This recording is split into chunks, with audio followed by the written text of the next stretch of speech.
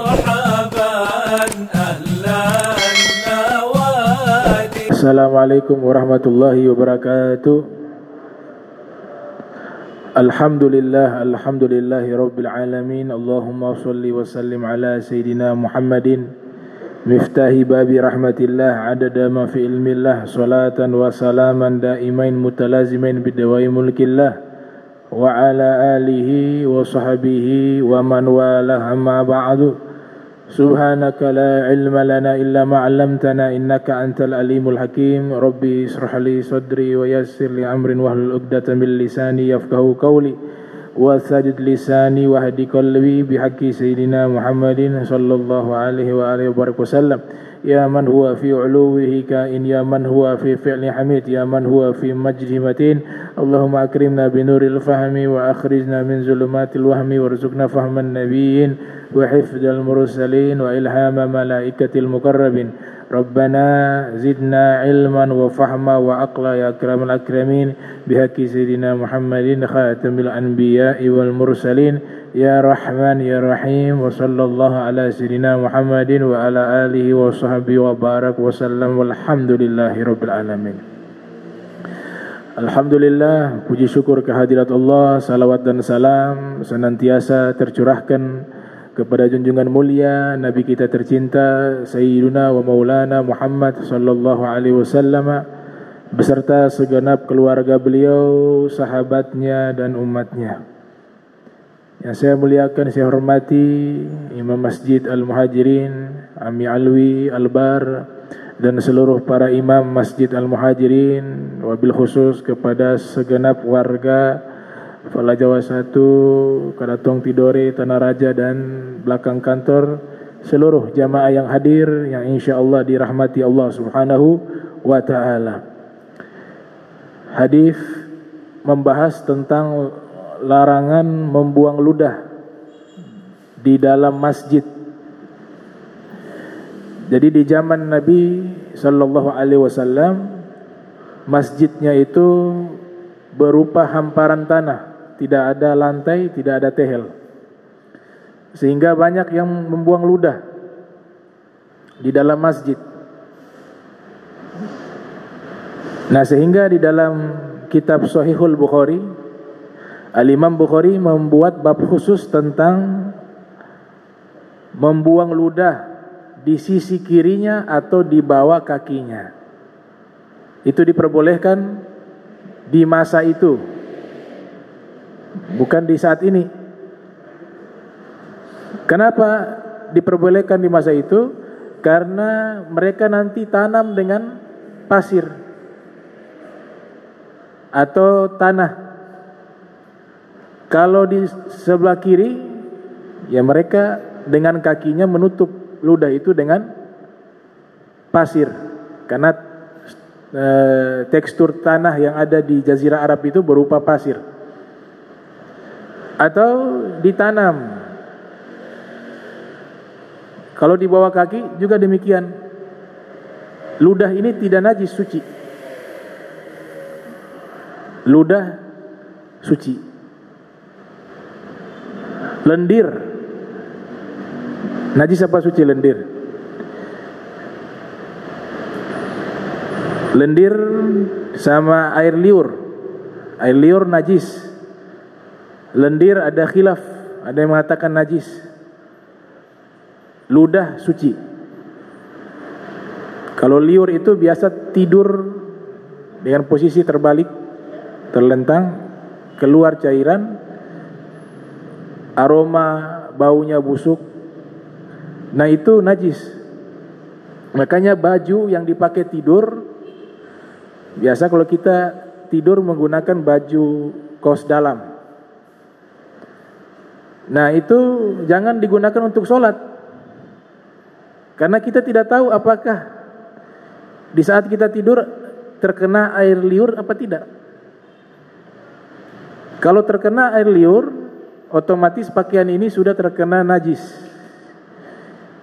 Dan jika digunakan sholat, maka sholat kita tidak sah. Jadi pakaian tidur khusus, baju dalam untuk pakaian tidur. Kalau untuk sholat diganti yang baru. Itu sebagai bentuk al-ihtiyat, berhati-hati, dikhawatirkan terkena air liur. Tapi kalau air ludah suci. Kalau lendir, kebanyakan ulama mengatakan najis. Ada gaul-gaul yang mengatakan suci. Ada dua pendapat. Tapi kalau air liur itu, mazhab Syafi'i khususnya mengatakan najis. Air ludah saja yang suci. Darah yang ada di mulut kita, mungkin dia sariawan, kalau masih ada di mulut kita kemudian tertelan atau kita sengaja telan, maka hukumnya darah tersebut dikatakan dia hukumnya itu tidak najis kalau dalam mulut. Tapi kalau sudah keluar baru kita tarik lagi, maka diharamkan. Karena di dalam kaidah fikih, kalau masih berada di dalam maka masih mengikuti anggota tubuh. Itu. Nah, ini masalah busok. Di dalam kitab Bulughul Maram, ada satu kitab judulnya Bulughul Maram, karya Al-Imam Al-Hafiz Ahmad bin Ali Ibnu Hajar Al-Asqalani, yang lahir tahun 773 Hijriah, meninggal 852 Hijriah. Juga disebutkan di dalam kitab Umdatul Ahkam, karya Abdul Ghani Al-Maqdisi, ulama Hambali. Kalau Ibnu Hajar ulama Syafi'i, tamadhab bisyafi'i. Ibnu Hajar Asqalani bermazhab Syafi'i, Al-Imam Abdul Ghani Al-Maqdisi bermazhab Hambali. Abdul Ghani Al-Maqdisi ini pernah belajar kepada Syekh Abdul Qadir Jailani, pernah bertemu dan belajar kepada Syekh Abdul Qadir bin Musa Al-Jailani yang lahir 471 Hijriah, meninggal 560 Hijriah. Di dalam kitab hadis tersebut, jadi kitab Bulughul Maram dan kitab Umdatul Ahkam, ini kumpulan-kumpulan hadis yang membahas tentang hukum. Dua kitab tersebut, yang satunya Syafi'i, yang satunya Hambali. Di dalam dua kitab tersebut dinukilkan di zaman Nabi sallallahu alaihi wasallam, bukan hanya mereka buang ludah di masjid karena tidak tahu hukum, tapi ada juga sampai sempat kencing dalam masjid. Karena memang tidak seperti zaman sekarang. Masjid yang ada di zaman Nabi sederhana sekali. Pelepah kurma atapnya, tidak ada tehel, tidak ada lantai, hamparan pasir. Bahkan di beberapa riwayat, kalau mereka bangun dari sujud itu ada bekas-bekas pasir menempel di jidat-jidat mereka. Tapi dari masjid yang sederhana melahirkan orang-orang yang dekat dengan Allah Subhanahu wa taala. Nah, ada orang pendatang disebut Ja'a A'rabiyun. Ja'a A'rabiyun. Kalau A'rabiyun dengan Arabiyun itu berbeda. Kalau Arabiyun itu orang Arab yang mengenal peradaban, yang tinggal di kota. Kalau A'rabiyun itu tinggalnya di pedalaman, dusun, biasanya di tengah padang pasir. Datang ke Madinah, masuk ke Masjid Nabi. Ketika masuk ke Masjid Nabi,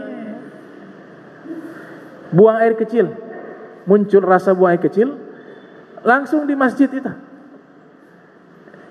Dia buka itu, dia punya sarung, kemudian mulai dia kencing dalam masjid. Beberapa sahabat yang menyaksikan hal tersebut, secara spontan mereka marah. Berkumpul mereka, bahkan di antara mereka sudah hampir memukul orang itu. Di antara mereka sudah menarik pakaian orang itu. Di antara mereka juga sudah mulai menegur dengan lisannya. Nabi SAW menyaksikan peristiwa tersebut. Nabi mengatakan apa? Da'auhu, biarkan dia. biarkan dia kencing. Kenapa Nabi memerintahkan biarkan dia kencing? Yang pertama, Nabi paham, ini pasti dia tidak tahu nih. Dia tidak tahu hukum, dan dia tidak tahu tempat ini yang namanya masjid, tempat suci. Yang kedua, Nabi memikirkan kesehatannya, takut menyakiti dia di saat kencing belum tuntas, kemudian disuruh berhenti, kan bisa memunculkan penyakit.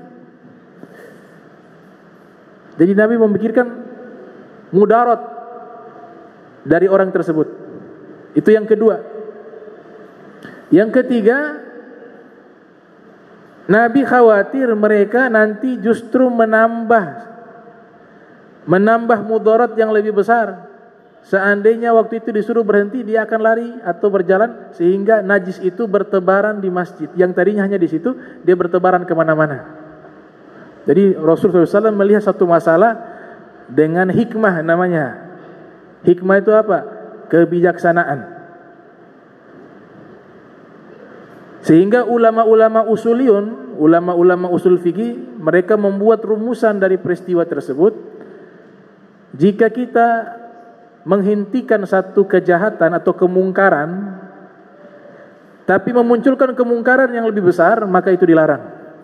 Seperti yang dia kencing di dalam masjid, itu kemungkaran, bukan perbuatan baik.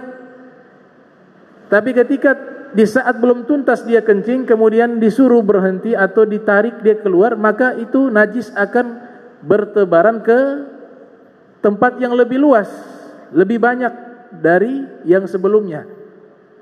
Sehingga Nabi bilang, da'auhu, biarkan saja. Dr. Syekh Ali Jum'ah mengatakan, di sini juga ada sirrun min asrar, ada satu rahasia, hikmatun minal hikam, dan ada satu hikmah, yaitu nilai manusia itu mahal. Nilai manusia itu mahal. Sehingga seandainya ada masjid yang megah, dana dihabiskan miliaran, tapi yang di samping rumah ada yang susah, sedangkan dia sering sholat di masjid, maka lebih afdol lihat yang di samping. Manusia lebih berharga dari benda. Sehingga Syekh Abdul Qadir Jailani mengatakan, it'amu ja'i afdalu min bina'i alfi jami'. It'amu ja'i afdalu min bina'i alfi jami'. Memberikan makan kepada orang yang kelaparan itu lebih afdal daripada membangun 1000 masjid jami'. Itu yang diajarkan oleh Nabi sallallahu alaihi wasallam. Dia manusia dan dia tidak tahu tentang hukum ini. Maka biarkan saja dia tuntaskan. Ketika sudah selesai kencing, Nabi menghampiri orang tersebut dengan lemah lembut. Nabi katakan, ya fulan, dengan makna dalam hadis tersebut, ini masjid, tempat suci, tidak boleh untuk buang hajat, buang air kecil.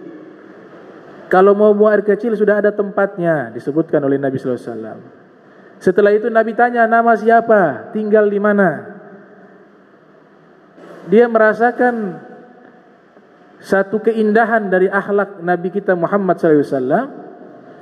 Akhirnya dia menerima nasihat Nabi dan dia mengenal ini Nabi Muhammad sallallahu alaihi wasallam. Maka dia berdoa. Dia berdoa seperti ini, Allahumma arhamni wa Muhammadan wa la tarham ma'ana ahada. Ya Allah, rahmatilah saya dan Nabi Muhammad, tapi jangan kau rahmati orang-orang yang bersama kami ini. Kenapa? Karena dia menganggap yang lainnya tadi itu mereka melakukan dia yang tidak tahu. Dia tidak tahu masjid itu tempat suci. Dia tidak tahu hal tersebut, tapi respon dari mereka seakan-akan dia melakukan hal itu dengan sengaja. Sehingga ada di antara mereka yang emosi, yang menghardik dia dengan lisan, Bahkan ada di antara mereka yang memukulnya. Berbeda dengan Nabi Muhammad, memandang dia tidak tahu. Berbeda orang yang tahu dengan orang yang tidak tahu. Sehingga Nabi Muhammad SAW beliau memperlakukan dengan baik, dengan akhlak yang terpuji, karena dia tidak tahu. Akhirnya apa? Dia berdoa, ya Allah, rahmatilah saya dan Nabi Muhammad, tapi orang-orang ini jangan kau rahmati. Yang bersama kami ini jangan kau rahmati. Kemudian Nabi Muhammad SAW beliau mengatakan rahmat Allah itu luas. Jangan kau doa seperti itu maksudnya. Kalau doa, minta kepada Allah rahmat kepada kaum muslimin dan muslimat wal mu'minin wal mu'minat. Ada juga disebutkan di dalam kitab hadis, di bulan suci Ramadan, di waktu siang lagi berpuasa, suami istri berhubungan dalam keadaan berpuasa. Ini kan kena kafarat, namanya kafaratul uzmah. Kafaratnya apa? Yang pertama apa?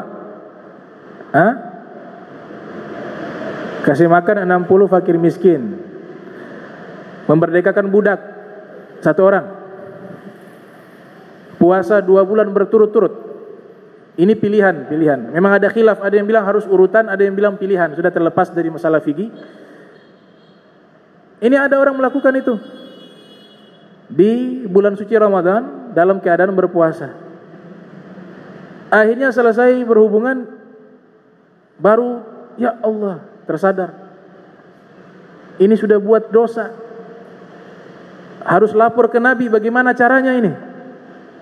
Dalam keadaan berpuasa di bulan suci Ramadan, berhubungan suami istri. Maka datang orang ini menemui Nabi Muhammad SAW. Nabi tidak marah, karena kenapa? Tidak tahu. Datang mengatakan, ya Rasulullah, tadi saya berhubungan dengan istri saya lagi puasa. Dari hadis ini kita bisa ketahui Nabi Muhammad SAW itu orangnya itu bijaksana. Ada kalanya marah pada tempatnya yang tepat, tidak terus-terus marah, tidak terus-terus garang, tapi kadang tegas. Semuanya sesuai porsinya. Karena kaedah dalam Al-Quran, segala sesuatu yang berlebihan pasti buruk.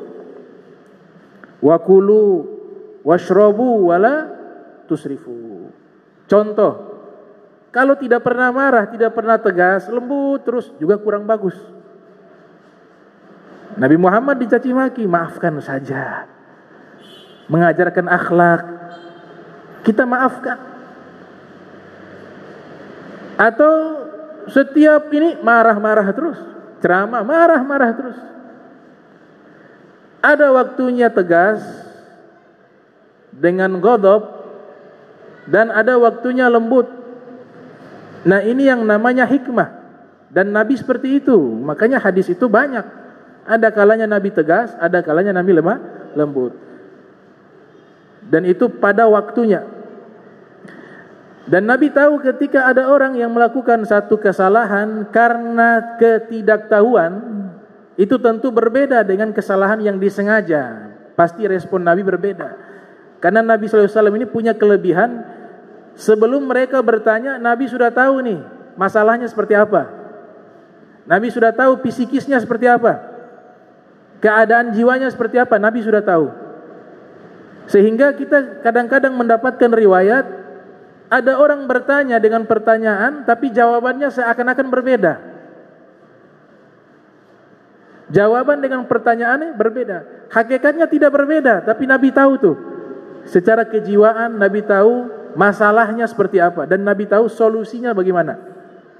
Contoh, ada yang datang bertanya, ya Rasulullah, ausini, wahai Rasulullah, berikan wasiat kepadaku.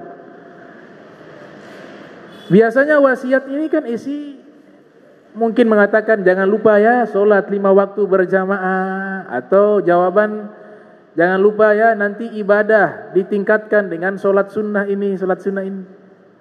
Itu ada korelasi antara pertanyaan dengan jawaban.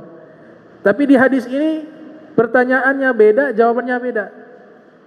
Ia mengatakan, ya Rasulullah, berikan wasiat kepadaku. Nabi katakan, jangan marah. La taghdab, la taghdab, la taghdab.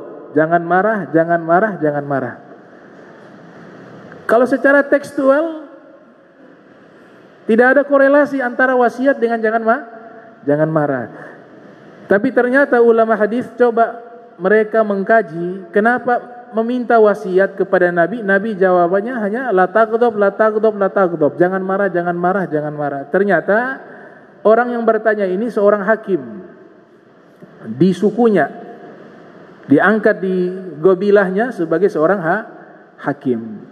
Kemudian orang ini memang emosional. Seorang hakim itu tidak boleh memasukkan emosi di dalam memutuskan satu keputusan, tapi harus dengan bukti. Nah ternyata ini hakim banyak keputusannya itu salah. Kenapa salah? Karena dia putuskan satu kasus atau masalah bukan berdasarkan bukti, tapi berdasarkan emosi. Sehingga Nabi katakan la taghdab, la taghdab, la taghdab. Jangan marah, jangan marah, jangan marah. Nanti dia pulang ke rumah, dia pikirkan wasiat Nabi. Oh, maksudnya Nabi ini saya kalau putuskan satu masalah jangan marah. Saya juga harus mengurangi saya punya emosi, jangan menjadi orang yang pemarah. Lihat, akhirnya dia temukan jawaban sendiri dengan bahasa Nabi dengan 3 kalimat. La taghdab, la taghdab, la taghdab. Nah itu kelebihan Nabi Muhammad SAW. Sama seperti orang ini datang mengatakan, ya Rasulullah, saya berhubungan suami istri di saat saya berpuasa. Nabi tidak marah. Kenapa? Karena Nabi tahu dia tidak tahu hukumnya atau dia tidak sengaja. Kemudian Nabi katakan, sudah kalau begitu kau merdekakan budak. Kafaratnya memerdekakan budak. Dia mengatakan, ya Rasulullah, saya bukan orang kaya, saya tidak punya budak. Kemudian Nabi bilang, kalau gitu engkau memberikan makan kepada 60 orang fakir miskin. Nabi katakan, engkau berpuasa 2 bulan berturut-turut. Dia bilang, itu berat ya Rasulullah, saya tidak mampu puasa 2 bulan berturut-turut. Kemudian Nabi katakan, kalau begitu kasih makan 60 orang fakir miskin. Dia katakan, ya Rasulullah, saya saja susah makan, bagaimana saya mau kasih makan orang? Dan ketahui ya Rasulullah, saya di sini di kampung ini orang yang paling miskin. Maka Nabi Muhammad SAW tersenyum mendengar jawaban dari orang tersebut. Ada sahabat yang datang membawa itu makanan, dan makanan ini cukup untuk 60 orang. Diberikan kepada Nabi Muhammad SAW. Ya Rasulullah, ini hadiah untukmu, makanan. Dan Nabi kalau menerima hanya hadiah. Kalau sedekah beliau menolak. Beliau terima tapi beliau tidak konsumsi. Beliau kasih kepada sahabat. Tapi diberikan hadiah, Nabi terima. Setelah Nabi terima, Nabi lihat ini sahabat yang tadi. Nah ini kamu ambil untuk kafarat, kasih makan orang. Kemudian sahabat itu menjawab untuk kedua kalinya, ya Rasulullah, jangan kasih makan orang. Saya punya keluarga di rumah, banyak yang belum makan. Kata Nabi, kalau gitu kasih makan mereka saja. Kasih makan mereka saja. Akhirnya dia pergi, dia kasih makan keluarganya. Nah ini akhlaknya Nabi kita Muhammad SAW. Dan ini semua yang Nabi lakukan berdasarkan wahyu. Nabi perintahkan nanti puasa 2 bulan. Itu bukan pribadi beliau suruh seperti itu, tidak. Tapi Allah yang suruh, perantaranya Nabi Muhammad. Karena beliau tidak pernah menyampaikan sesuatu apalagi berkaitan tentang hukum, melainkan itu semuanya wahyu dari Allah Subhanahu wa ta'ala. Kita kan hafal itu ayat, wa ma yantiqu anil hawa in huwa illa wahyun yuha. Beliau kalau berbicara wahyu. Ada sahabat bernama Abdullah bin Amr bin As, waktu datang minta izin kepada Nabi SAW, ya Rasulullah, aku minta izin, aktubu minka, menulis darimu al-hadis Atau hadis indal ghadab war ridha, di saat engkau marah dan di saat engkau senang. Boleh aku tulis seluruh ucapan yang kau ucapkan pada waktu itu? Apa kata Nabi? Naam. Iya, silakan tulis. Walladzi nafsi biyadi ma kharaja minhu illal haq.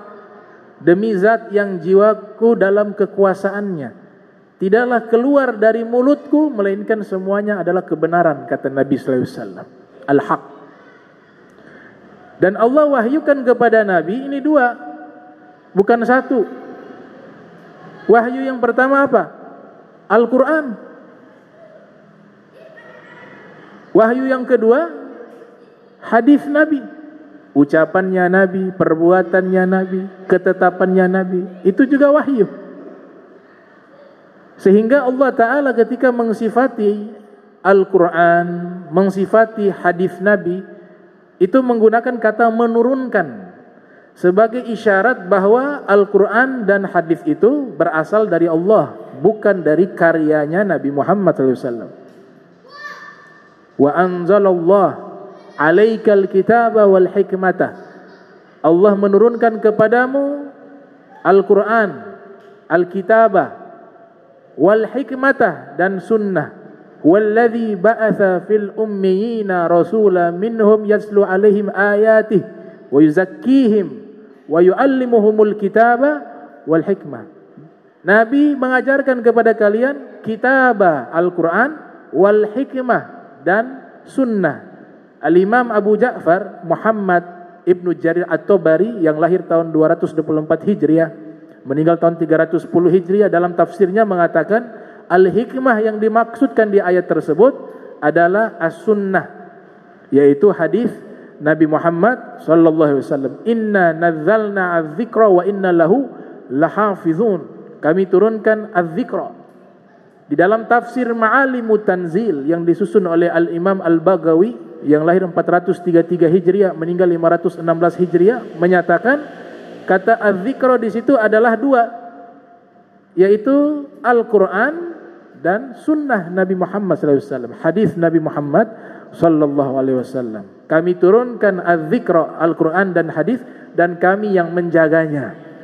Makanya hadis itu terjaga dengan adanya ulama hadis. Kita bisa tahu ini sahih, ini hasan, ini dhaif, ini maudhu.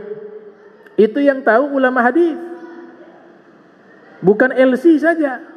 LC belum cukup.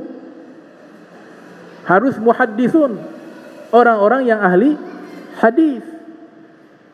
Kalau sudah ada ulama hadis mengatakan demikian, dikuatkan oleh ulama fikih, ya kita ikut.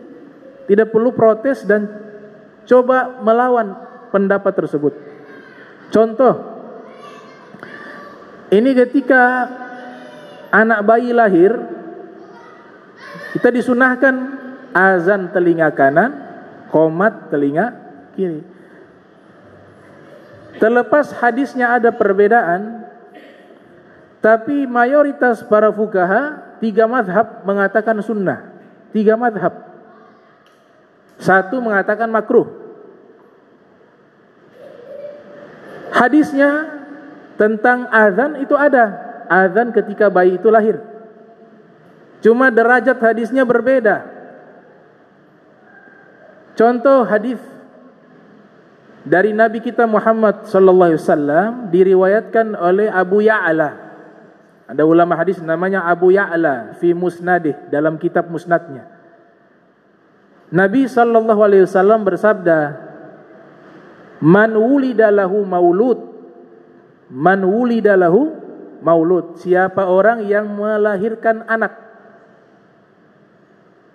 fa'adzana fi udhunihi al-yumna, maka dia azan di telinga kanannya.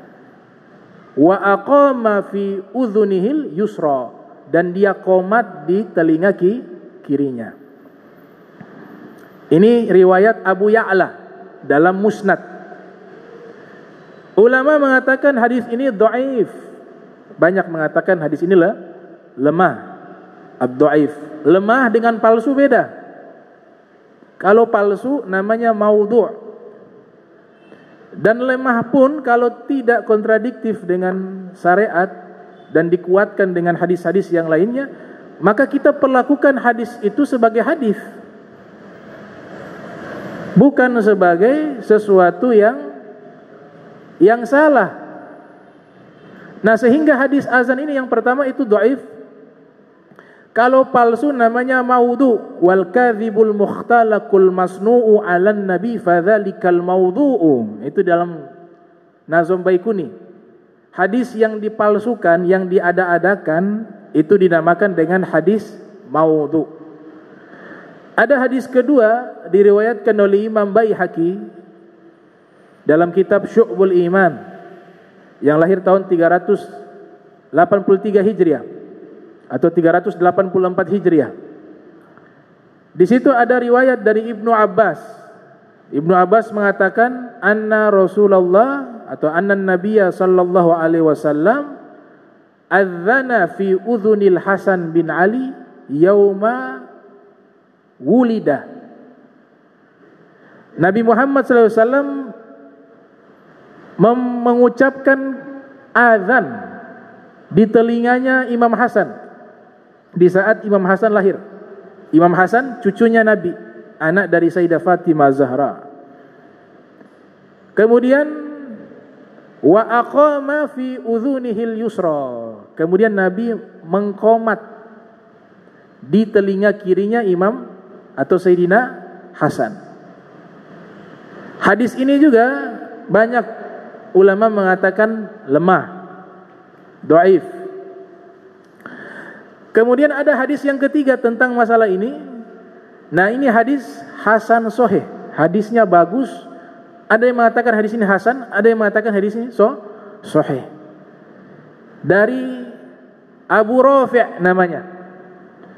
Abu Rafi' mengatakan ra'aitu Rasulullah sallallahu alaihi wasallam adzana fil uzunil Hasan bin Ali hina waladathu Fatimah bis solati. Kata Abu Rafi', saya melihat Nabi azan di telinganya Sayyidina Hasan di hari di mana Sayyidah Fatimah melahirkan Sayyidina Hasan. Nabi azan bis solati, dengan azan seperti azannya orang untuk solat, memanggil untuk solat. Nah, hadis ini diriwayatkan oleh Imam Tirmidzi.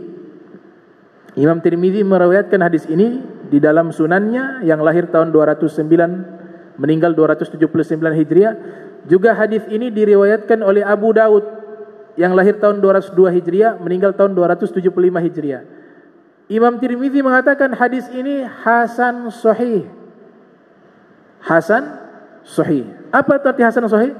Sebagian ulama mengatakan hadis ini bagus, sebagian ulama berpendapat hadis ini sahih. Bahkan Syekh Albani mengatakan hadis ini hasan. Syekh Albani mengatakan hadis ini hasan.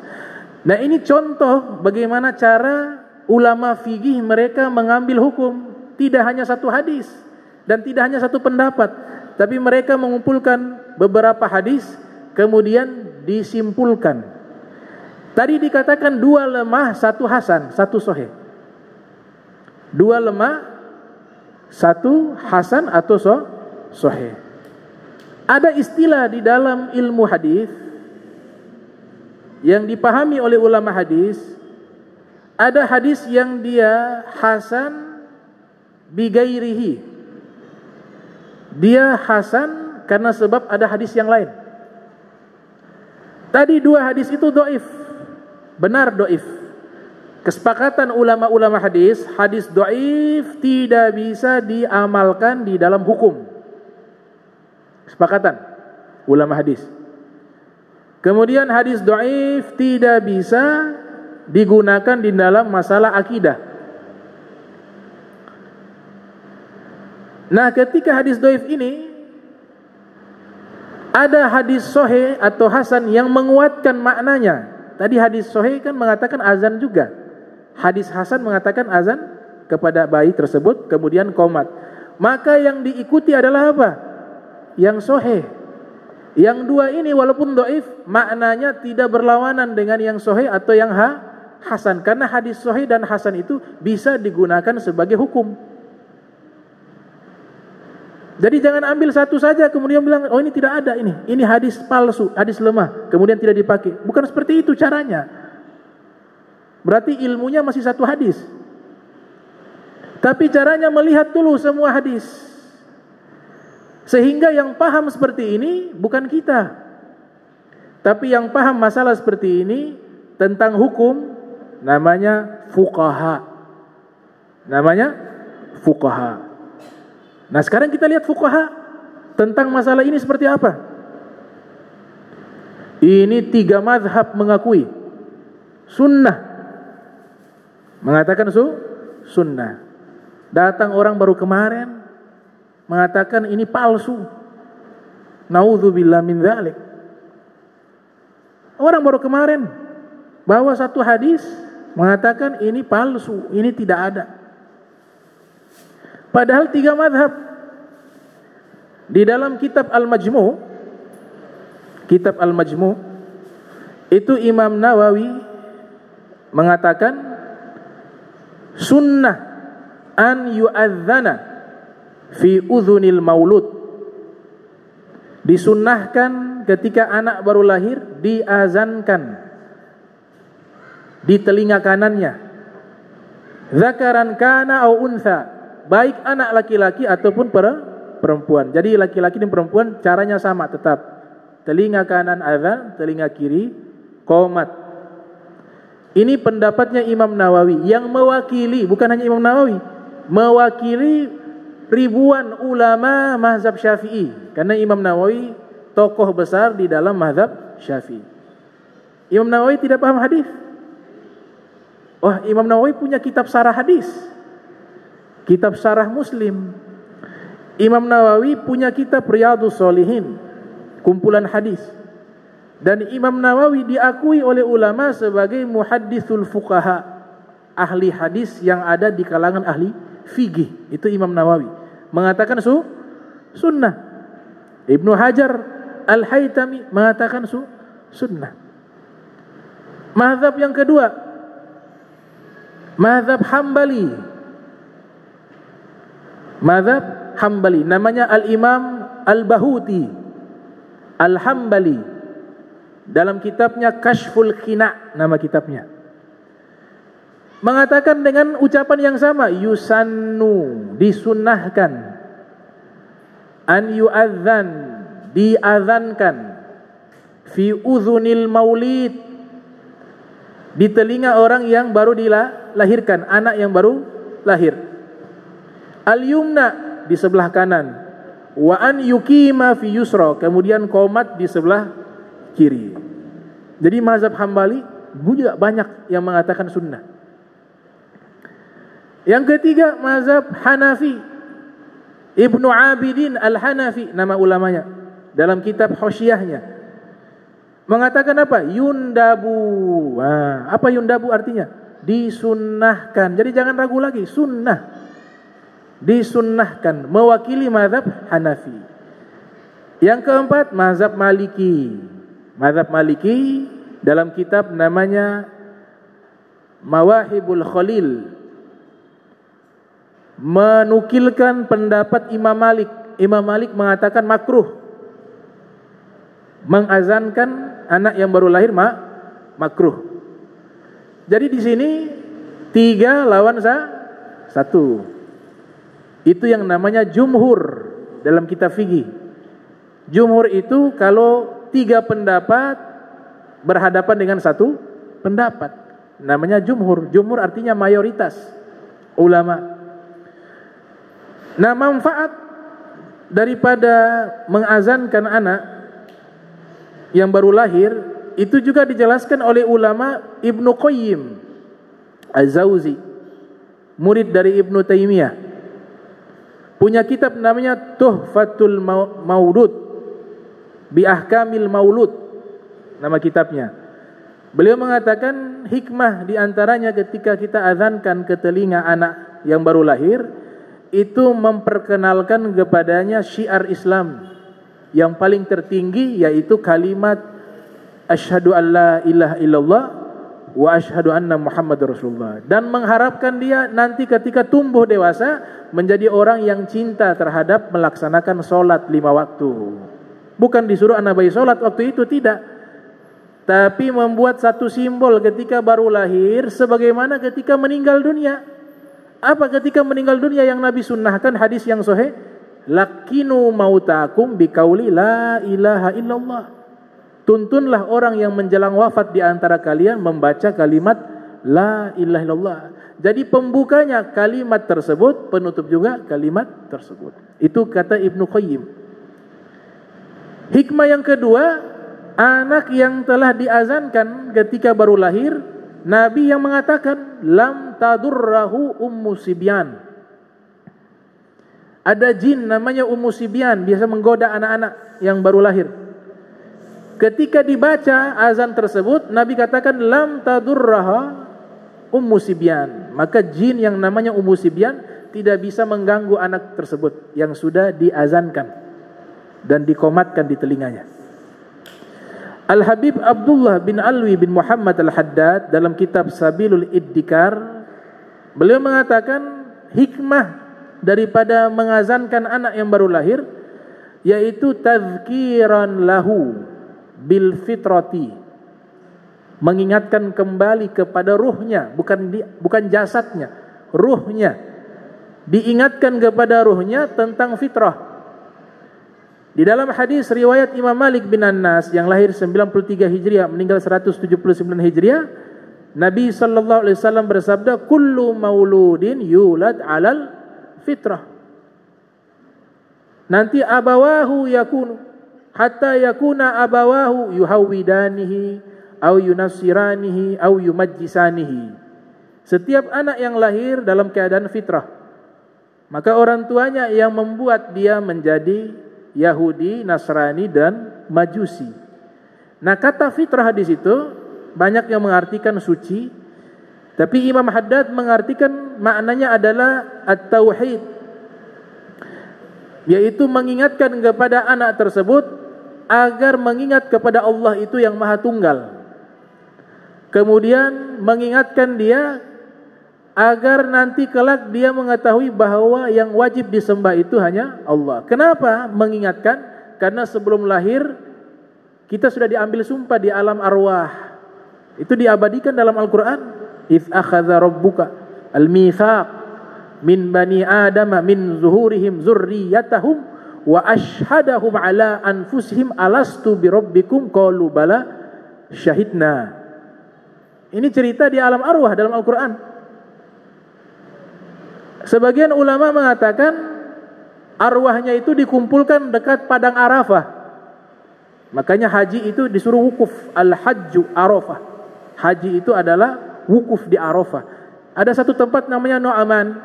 Ini disebutkan oleh Syekh Abdul Qadir Jailani dalam kitabnya Al-Gunya. Di tempat itulah ketika Nabi Adam berada di tempat tersebut, kemudian Allah tampilkan anak keturunannya dari awal sampai akhir, berupa bibit-bibit. Ada yang cahaya, ada yang gelap. Nah, sebelum itu mereka ketika sudah keluar semua, seluruhnya diambil sumpahnya yang Allah abadikan di ayat tersebut. Ulama lain mengatakan sudah diambil di alam arwah sumpah itu. Alastu birabbikum, bukankah saya pencipta kalian, Tuhan kalian? Qalu bala syahidna. Maka arwah seluruh manusia mengatakan, benar kami bersaksi ya Allah. Sehingga Al-Habib Abdullah Al-Haddad dalam kitab Sabilul Iddikar mengatakan, tujuan daripada azan dan qomat itu mengingatkan kepada ruhnya agar ingat terhadap sumpahnya sebelum dia ada di dunia. Itu luar biasa. Tazkiran lahu bil fitrati. Dan ketika sumpah itu telah diambil, sumpah itu diambil di alam arwah, dibuat dengan al-mitsaq. Allah pakai kalimat al-mitsaq. Al-mitsaq itu artinya piagam kalau bahasa kontemporer. Jadi sumpah itu artinya tertulis. Sehingga dikatakan Sayyidina Umar bin Khattab radhiyallahu taala anhu wa arda, Disebutkan dalam hadis Sahih Al-Bukhari yang lahir 194 Hijriah, meninggal 256 Hijriah. Sayyidina Umar bin Khattab ketika melihat Hajar Aswad, ingin mencium Hajar Aswad, Sayyidina Umar berkata kepada Hajar Aswad, "Ya Hajar Aswad, qad alimtu annaka hajar." Wahai Hajar Aswad, saya tahu kamu ini hanya batu. Batu. Laula ra'aitu Rasulullah sallallahu alaihi wasallam qabbalak ma qabbaltuka abadah. Seandainya saya tidak pernah melihat Nabi menciummu, maka saya tidak akan menciummu. Saya lakukan ini karena saya ikut Nabi Muhammad sallallahu alaihi wasallam. Nabi menciummu, maka saya ikut cium. Kemudian ketika terjadi dialog di antara Sayyidina Umar dengan Hajar Aswad, Sayyidina Umar bicara kepada Hajar Aswad. Di belakang Sayyidina Umar ada Imam Ali. Nah, ini disebutkan dalam kitab yang berbeda, judulnya Hikmatut Tasri' wa Falsafatuh. Nama kitabnya Hikmatut Tasri' wa Falsafatuh. Imam Ali mengatakan, "Wahai Amirul Mukminin," waktu itu beliau menjabat sebagai khalifah Sayyidina Umar. "Wahai Amirul Mukminin, mohon maaf, engkau mengatakan ini Hajar Aswad tidak memberikan manfaat dan mudarat. Ya Hajar Aswad, qad alimtu annaka hajarun la yadur wa la yanfa." Ada kalimat yang keluar mengatakan, "Wahai Hajar Aswad, engkau hanya batu, tidak bisa memberikan bahaya, tidak bisa memberikan manfaat." Imam Ali bin Abi Thalib mengatakan, saya luruskan pemahaman itu. Ini Hajar Aswad bisa memberikan manfaat dan juga bisa memberikan mudarat. Kata Sayyidina Umar, maksudnya seperti apa, wahai Imam Ali?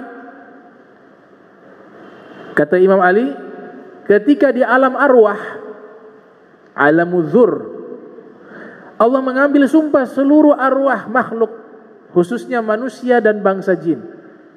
Tapi di ayat tersebut disebutkan min Bani Adam. Diambil Bani Adam, anak-anak manusia, mulai Nabi Adam sampai manusia terakhir. Kemudian diambil sumpah tadi, alastu bi rabbikum, qalu bala syahidna. Seluruh arwah manusia mengatakan, benar kami bersaksi engkau adalah Tuhan kami, pencipta kami.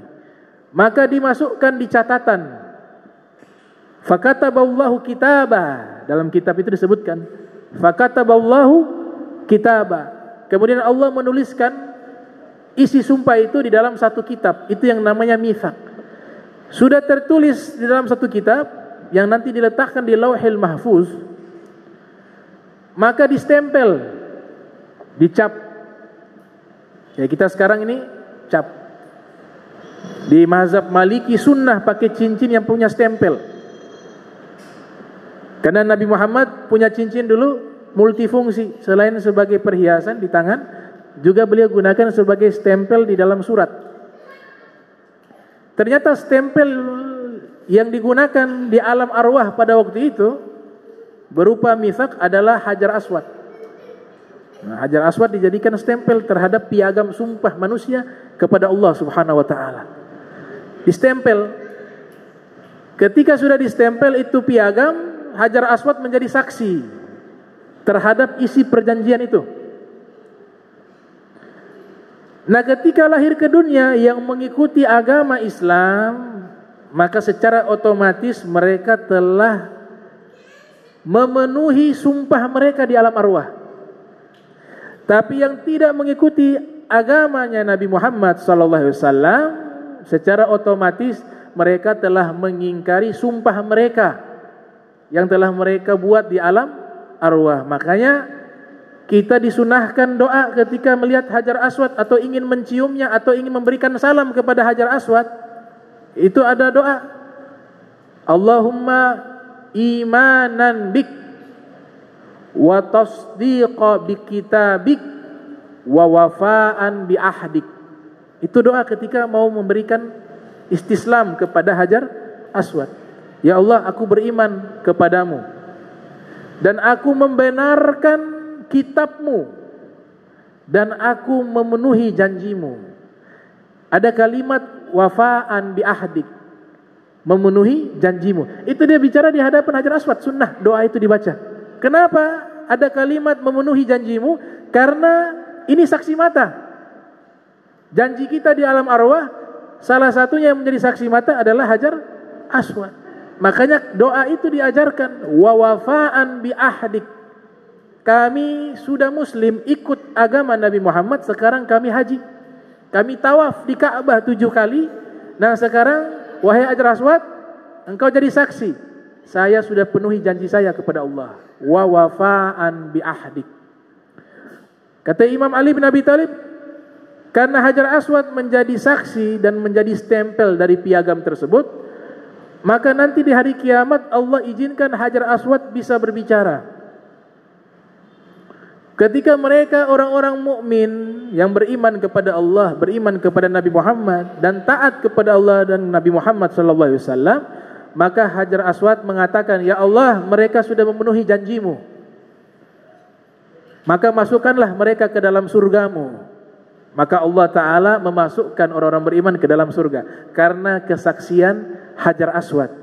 Kata Imam Ali, di hari itu Hajar Aswad yanfa' lil mu'minin, memberikan manfaat bagi orang-orang beriman. Datang orang-orang yang berikutnya, ahli nar, orang-orang kufar. Datang mereka. Maka Hajar Aswad mengatakan, "Ya Rabb, ini mereka yang mengingkari janji mereka kepadamu." Maka Allah perintahkan malaikat masukkan mereka ke dalam neraka. Masukkan mereka ke dalam neraka. Imam Ali mengatakan, yadur lil kuffar wal musyrikin. Di hari itu Hajar Aswad bisa memberikan bahaya bagi orang-orang kufar dan orang-orang musyrikin. Makanya Sayyidina Umar mengatakan, laula Ali la halaka Umar. Kalau tidak ada Ali, Umar binasa.